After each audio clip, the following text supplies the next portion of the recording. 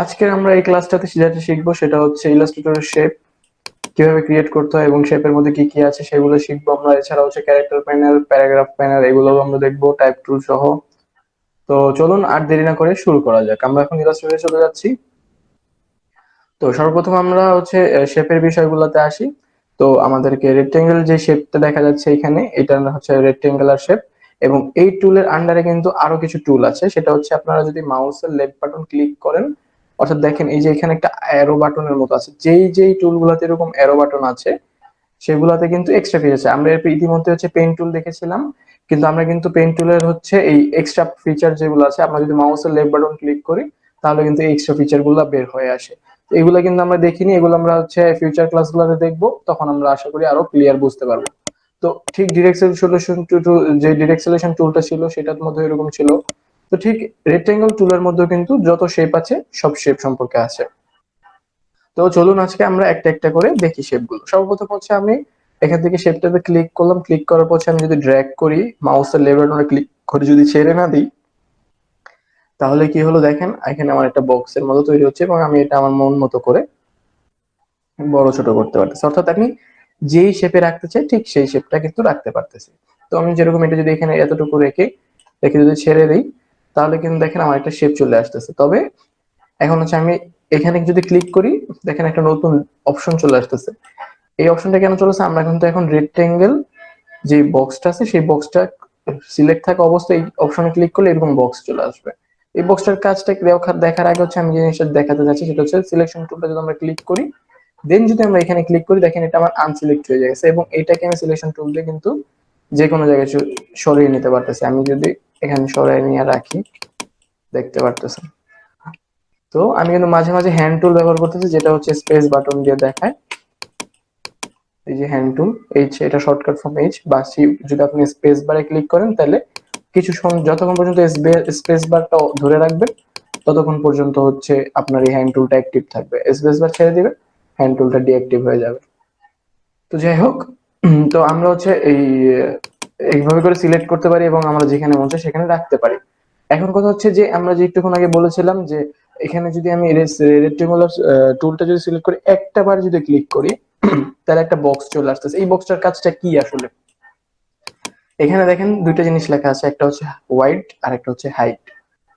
তো আমরা যদি একটু এই বক্সটার দিকে তাকাই, তাহলে আমরা দেখতে পারবো যে এইখান থেকে এতটুকু, অর্থাৎ উপরের থেকে নিচের যে পার্টটা আছে সেটাকে আমরা বলি হাইট। এবং আহ, ঠিক এটার বিপরীতমুখী, অর্থাৎ হচ্ছে লেফট টু রাইট বা রাইট টু লেফট যেটা হচ্ছে সেটা হচ্ছে আমার ওয়াইড বা কতটুকু চওড়া আছে। অর্থাৎ কি, হাইট মানে উচ্চতা, ওয়াইড মানে চওড়া যতটুকু আছে। তো এটা হচ্ছে এই দুইটা দ্বারা বোঝায়। এখন কথা হচ্ছে যে আমরা তো মাউস দিয়ে ড্র্যাগ করলাম, ড্র্যাগ করে কিন্তু এরকম করে রাখা যায়, কিন্তু কোনো কোনো ক্ষেত্রে দেখা যাচ্ছে যে আমাদের সঠিকভাবে মাপ মানে মাপ অনুযায়ী হচ্ছে এরকম রেক্টেঙ্গুলার টুল গুলো নিতে হইতে পারে। তো সেই ক্ষেত্রে হচ্ছে আমাদের এই বক্সটা কাজে লাগবে। কিভাবে কাজে লাগবে, যেরকম আমরা হচ্ছে এই বক্সটা আনলাম এবং হচ্ছে আমি আমার একটা হচ্ছে যে রেক্টেঙ্গুলার টুল দরকার, মানে রেক্টেঙ্গুলার শেপ দরকার, যেটার সাইজ বা যেটার ওয়াইড হচ্ছে হবে 200 পিক্সেল এবং হাইট হবে হচ্ছে 400 পিক্সেল। এবার যদি আমি ওকে দিই এবং সিলেকশন টুলে গেলাম এবং এটা ধরে দেখেন, এখন আপনি যদি এটাকে মাপতে যান তাহলে দেখবেন যে এটা হচ্ছে হাইট হবে 400 পিক্সেল এবং ওয়াইড হবে হচ্ছে 200 পিক্সেল। তো এটা হচ্ছে কাজ। এখন কথা হচ্ছে যে দেখেন আমাদের এই এই জিনিসটা সিলেক্ট করার পর হচ্ছে এই চারটা কোণা তো আছে, সাথে হচ্ছে আরো চারটা ডট, এই ডট গুলো চলে আসতেছে।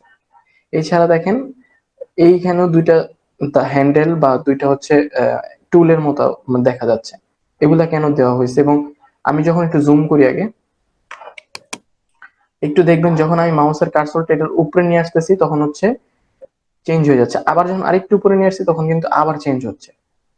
এটার মানে হচ্ছে যদি আমি এইটা মাউসের লেফট বাটন ক্লিক করা আছে এই অবস্থায় যদি আমি সেটাকে অ্যাঙ্গেল চেঞ্জ করতে পারবো, আমি যদি ধরে এইভাবে করে আমি কিন্তু এই যে অ্যাঙ্গেল চেঞ্জ করতে পারতেছি। আমি কন্ট্রোল জেড দিচ্ছি আবার। আবার যদি আমি এইখানে অবস্থায় রেখে যদি এখানে এরকম অবস্থা রেখে এবং আমি যদি টান দিই তাহলে হচ্ছে বড় ছোট করতে পারবো।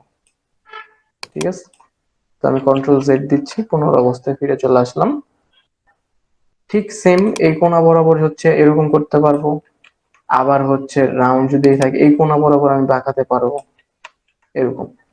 এখন কথা হচ্ছে আমরা যদি শিফট ক্লিক করে হচ্ছে ড্র্যাগ এন্ড ড্রপ করি, শিফট অর্থাৎ আমি এখন শিফট ক্লিক করে হচ্ছে যদি এরকম টানি, দেখেন আমার এই বিন্দুটা সোজা স্থির থাকতেছে, অর্থাৎ আমার যে এই সাইডের যে পোর্শনটা আছে এই পোর্শনটা হচ্ছে ঠিক থাকতেছে। আমি শিফট ক্লিক করে যদি টানি, দেখেন এই পোর্শনটা ঠিক থেকে কিন্তু সে ছোট বড় হচ্ছে, অর্থাৎ এইটার সাপেক্ষে। আবার আমি যদি হচ্ছে শিফট ক্লিক করি, ক্লিক করার পর এইটা ধরে টানি, তাহলে কি হচ্ছে আমার এই পোর্শনটা ধরে ঠিকঠাক মতো লম্বা ছোট বা বড় ছোট হচ্ছে। আবার ঠিক এইভাবে টানলে এভাবে, এভাবে টানলে এভাবে। আশা করি আপনারা বুঝতে পারছেন। এখন আমার এমন হতে পারে যে আমার এই বিন্দুটা ঠিক রাখতে হবে, অর্থাৎ এই মাছ বরাবর থাকবে কিন্তু চারপাশ দিয়ে বড় ছোট হবে। তো সেই ক্ষেত্রে আমরা কি করতে পারি, আমরা যদি এটা সিলেক্ট করি এবং শিফট অল্টার দুইটা একসাথে ক্লিক করে যদি বড় ছোট করি, তাহলে দেখতে পারতেছেন কিন্তু আমার হচ্ছে একদম মাঝ বরাবর থেকে হচ্ছে বড় ছোট হচ্ছে। তো আশা করি আমাদের এই এতটুকু কাজ আপনারা সকলেই বুঝতে পারছেন। তো এরপরে হচ্ছে আমরা যে জিনিসটা দেখবো সেটা হচ্ছে এর পরবর্তী টুলগুলো, অর্থাৎ রাউন্ড রেক্টেঙ্গেল টুল, সেটা কি। তো আমি যদি হচ্ছে রাউন্ড রেক্টেঙ্গেল টুলটা নেই, তাহলে দেখেন সিম্পল ভাবে বোঝা যাচ্ছে যে আমার যে আগের যে রেক্টেঙ্গেল টুলটা ছিল, আমি যদি সেটাকে একটু সরি কন্ট্রোল জেড দিই, সেটার সাথে যদি একটু মিল রেখি, দেখেন শুধু হচ্ছে এই কোণাটা হচ্ছে একটু রাউন্ড, এতটুকু কিন্তু পার্থক্য।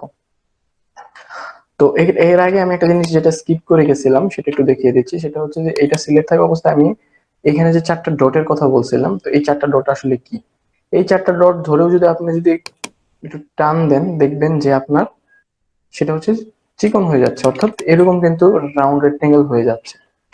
ঠিক আছে, এবং আপনার যতটুকু দরকার ততটুকু আপনি রাখতে পারেন।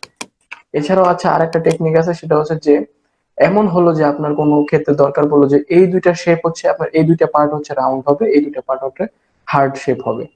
তো সেই ক্ষেত্রে আপনারা করবেন কি, যে শিফট ক্লিক করে, অর্থাৎ শিফট ক্লিক করে যদি এটাতে সিলেক্ট করেন, দেন হচ্ছে যদি আপনি এটাকে এরকম করে উপরের দিকে উঠাই দেন, তাহলে দেখেন এই শেপটা হার্ড হয়ে গেছে এবং বাকি কিন্তু তিনটা শেপ ঠিকই আছে। আবার ঠিক এইটার ক্ষেত্রে শিফট ক্লিক করে এইরকম করে হার্ড করে দেন, তাহলে দেখেন এই দুইটা শেপ হচ্ছে হার্ড আছে এবং এই দুটো স্মুথ হয়ে গেছে। তো এখন কথা হচ্ছে আমরা তো ওইভাবে এইভাবে করা যায়, এরকম যদি স্মুথ করতে চান স্মুথ। আর যদি হচ্ছে আপনার কোনো ক্ষেত্রে হচ্ছে যে মাপ লাগে, অর্থাৎ ডাইমেনশন যদি মানে মাপ অনুযায়ী করতে হয়, তখন হচ্ছে আপনি এই রাউন্ড রেক্টেঙ্গেল টুলটা সিলেক্ট থাকা অবস্থায় যদি আবার একটা ক্লিক করেন, দেখেন আগের মতো হচ্ছে হাইট ওয়েট, সাথে হচ্ছে কর্নার রেডিয়াস। কর্নার রেডিয়াসটা কি, এই যে এতটুকু যে কতটুকু গোলানো হবে, অর্থাৎ কত পিক্সেল বেঁকে যাবে বা কত পিক্সেল হচ্ছে স্মুথ হবে, সেটাই হচ্ছে এটা আইডেন্টিফাই করে। তো আমি এখানে হচ্ছে যে 100 পিক্সেল, নিচেরটা তো হচ্ছে 100 পিক্সেল দিচ্ছি, 100 পিক্সেল দিলাম এবং 12 পিক্সেল রেডিয়াস হবে। এর মধ্যে হচ্ছে একটা কথা আছে যে এই জিনিসটার কাজটা কি সেটা একটু দেখে নিতে চাচ্ছি। তো এই জিনিসটার কাজটা হচ্ছে যে লিঙ্ক করে রাখলাম। লিঙ্ক করার কারণে কি হলো, আমি যদি এটার আমার এমন হলো যে এই দুইটা সাইজ সেম হবে, অর্থাৎ স্কোয়ার হবে, সেক্ষেত্রে হচ্ছে যে আমি মনে করেন যে বারবার টাইপ করবো, সেক্ষেত্রে হচ্ছে যে আমার যদি এটা চেঞ্জ করা লাগে যে এটা হবে 500, তাহলে দেখেন অটোমেটিক কিন্তু নিচেরটাও 500 হয়ে যাচ্ছে। তো এটা হচ্ছে এই দুটো যদি সেম থাকে সেই ক্ষেত্রে, অথবা হচ্ছে যে আমি চাচ্ছি যে রেশিও অনুযায়ী ছোট করব, সেই ক্ষেত্রে হচ্ছে এটা ব্যবহার করা হয় এই লিঙ্ক অপশনটা। তো আমি এখানে ওকে ক্লিক করি, ক্লিক করার সাথে সাথে হচ্ছে যে দেখেন এখানে 500 পিক্সেল এবং 12 পিক্সেল হচ্ছে রাউন্ড হয়েছে। আমি যদি এখানে একটু রাউন্ড পিক্সেলটা আরো বাড়ায় দিই, যেটা দিলাম হচ্ছে 25, এবার যদি এই দুটাকে পাশাপাশি রাখি, আমি দুটাকে পাশাপাশি রাখি, দেখেন এটা কিন্তু বেশি রাউন্ড হচ্ছে, এটা হচ্ছে অল্প রাউন্ড। তো আশা করি আপনারা এই জিনিসটা বুঝতে পেরেছেন। এরপর যাচ্ছে আমরা ইলিপস। ইলিপস মানে কি, সার্কেল।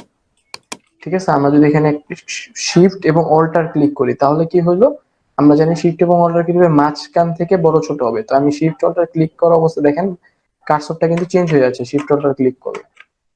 এন্ড এখন যদি আমি বড় করে দেখেন মূল যে বিন্দুগামী, অর্থাৎ আমার মাউসটা যেখানে ছিল সেখান থেকে সার্কেলটা উৎপন্ন হচ্ছে।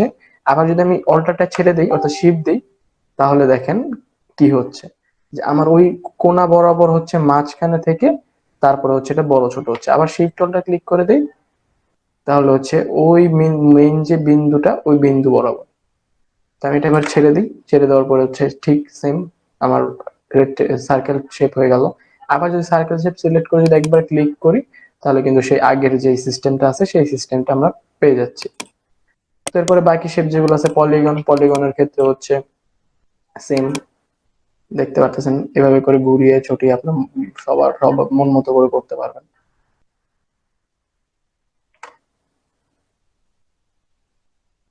তো এভাবে আমরা রাখতে পারবো। এবার হচ্ছে এখানে হচ্ছে আমরা যখন একবার ক্লিক করবো তখন দেখেন এবার সাইড, এখানে শুধু হচ্ছে রেডিয়াস এবং সাইড নামে একটা অপশন চলে আসছে। রেডিয়াসটা কি আর সাইডটা কি?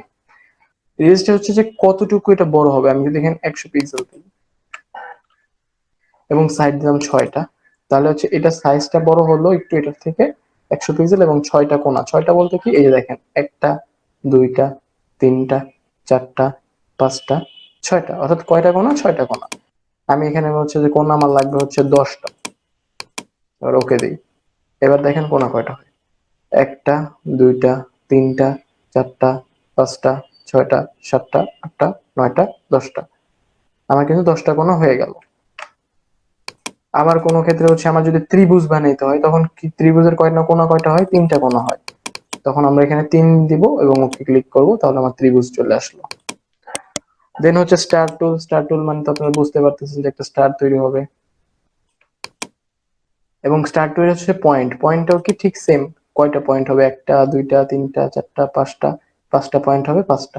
আমার যদি মনে হয় যে না আমার 5টাতে হবে, আর আমার হচ্ছে 8টা লাগবে, 8টা পয়েন্ট। এক্ষেত্রে পয়েন্টটা অর্থ বোঝাচ্ছে হচ্ছে যে এই ভিতরের পার্টটা কাউন্ট হবে না, শুধু হচ্ছে বাইরের পার্টটুকু কাউন্ট হবে। অর্থাৎ হচ্ছে 1, 2, 3, 4, 5, 6, 7, 8। ঠিক আছে, এখানে কিন্তু ভিতরের পার্টটুকু কানেক্ট মানে কাউন্ট হবে না। দেন হচ্ছে আমাদের ফ্লেয়ার টুল। ফ্লেয়ার টুলের কাজটা কি? ফ্লেয়ার টুলের কাজটা হচ্ছে আপনারা এখন এটা যদি আমি এখন বুঝাতে যাই, সেটা হচ্ছে একটু অ্যাডভান্স এই জিনিসটা। এটার কাজটা আমরা আবার পরে শিখবো। তবে এতটুকু বুঝে রাখেন যে আমাদের বিভিন্ন টাইপের সূর্যের যে আলোক রশ্মির মতো থাকে, ওই রশ্মিগুলো হচ্ছে এটা দিয়ে মানে তৈরি করা হয়, বা ওরকম টাইপের কিছু ইফেক্ট আনা হয়।